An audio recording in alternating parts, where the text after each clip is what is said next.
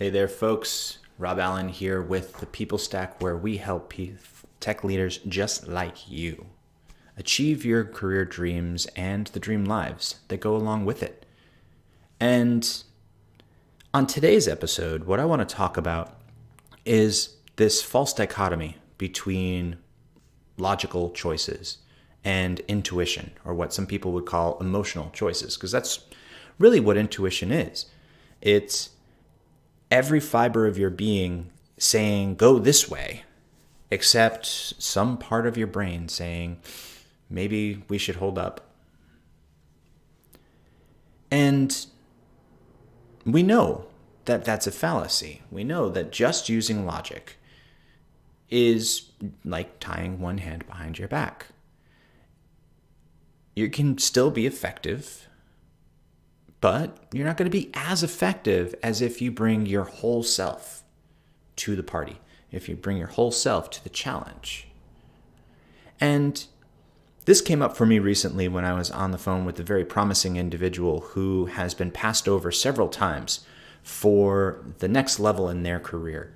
And they're looking to get to a C-level position. And the big change that comes from being a small company director or a small company VP or a small company tech leader in any other capacity, even in the IT focused space, is that you're not just talking about the tech. You're not just talking about the implementation.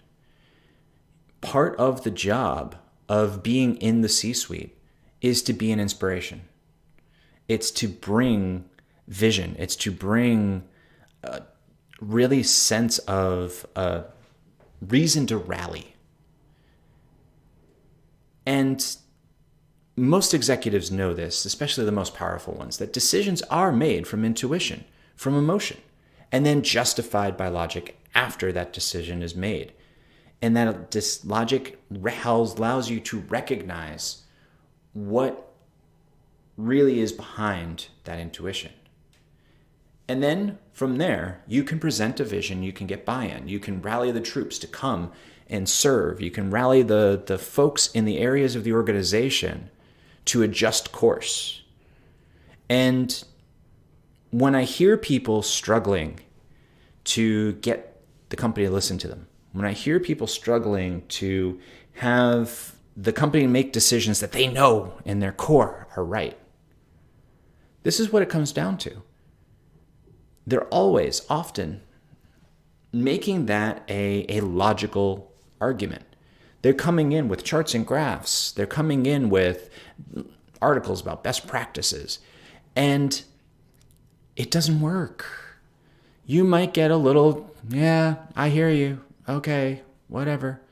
But you're not going to sway the hearts and minds of individuals because logic doesn't touch the heart.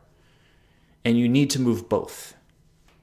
And you see this in popular culture all the time. I mean, it's the core thing behind Captain Marvel. Captain Marvel becomes her superpowered, unstoppable self, not by denying what makes her human, not by denying her emotion and her intuition, but by embracing that and using both simultaneously. If you rely on one to the detriment of the other, you're not going to be able to go as far as you want. You have to be able to bring both things to the party. And the real truth behind focusing on logic to that degree is that, when you hear people say they don't make decisions based on emotion, it's simply the mind chatter that they have, the brain weasels, trying to keep you safe. Unfortunately, staying safe also means you're not venturing to go and tackle big things. So it's up to you to tap into your emotion and your intuition to fix your career once and for all. And everybody listening, you all know that intuition is the real you. You know how to use it. It's the same thing that Jen and I used to build our business. And it's the same thing that served you well to build everything you love in your life so far. And if you take that step back and you look at the aspects of your life as it currently exists, there are going to be things that you absolutely love, things that you prize. Maybe it's a significant other. Maybe it's an apartment. Maybe it's a musical instrument. Maybe it's a car. Maybe it's a book. Maybe it's just your own sense of well-being. Something you did, something you chose. You made a gut choice on, you've carried it with you, and it's become a part of you. And that's happened in such a way that you don't question it. And then take the same thing and look at the rest of your life through the logical choices you've made. I'm going to go work for this company because they're working on a technology that seems like it's really hot right now. I'm going to work for this company because it's a really big name I recognize. And even though I think they're doing crappy things out in the world, it's going to be a great resume builder. Look at all of those logical things that you followed, to the pure logic of it. Where did that leave you? So functionally, it's time to use both logic and emotion to your fullest extent and claim your full power so that you can take yourself, your career, and everything around you to those next higher, huge levels. And I know that's a lot to ask. We're taught from early age to focus on the logical, to not be emotional. Look how well that's worked out. Honestly. Let's take a moment. There is a place for cold logic. When you are doing hard science and you want to measure different things, different changes, you want to target certain things for adjustment, yes, follow the logic. That's where it belongs. When you want to make a sound investment in yourself, in your career, in your life by taking a new role, when you want to make a sound investment in your personal well-being, though, you're going to need both logic and emotion. If that sounds too challenging, or if that sounds like something you're going to need help with, you're not alone.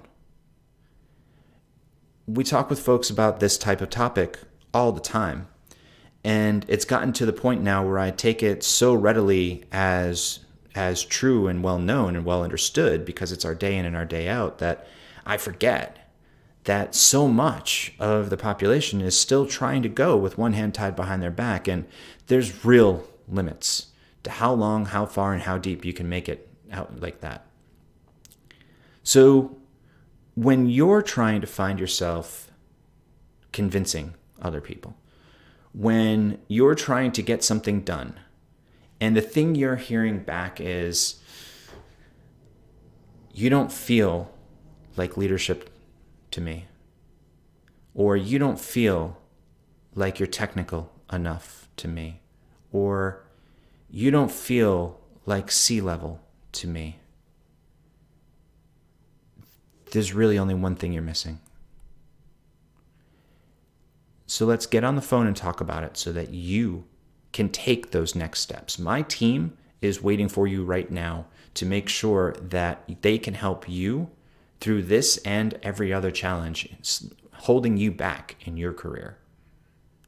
And the way to get in touch with them is to hop on to thepeoplestack.com/book. thepeoplestack.com/book. And go there and you're going to have a 1-hour conversation with one of my career strategists.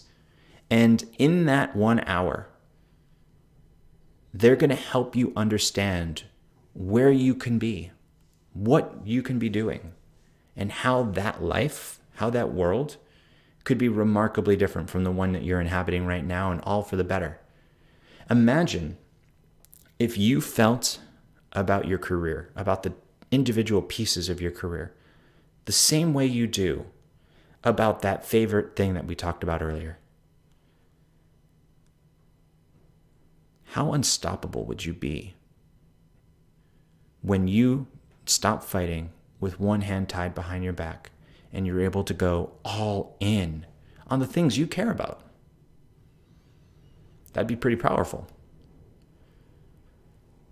So think about it. Then make the call. thepeoplestack.com/book. Talk to one of my people and make it happen. Because that's what we're here to do.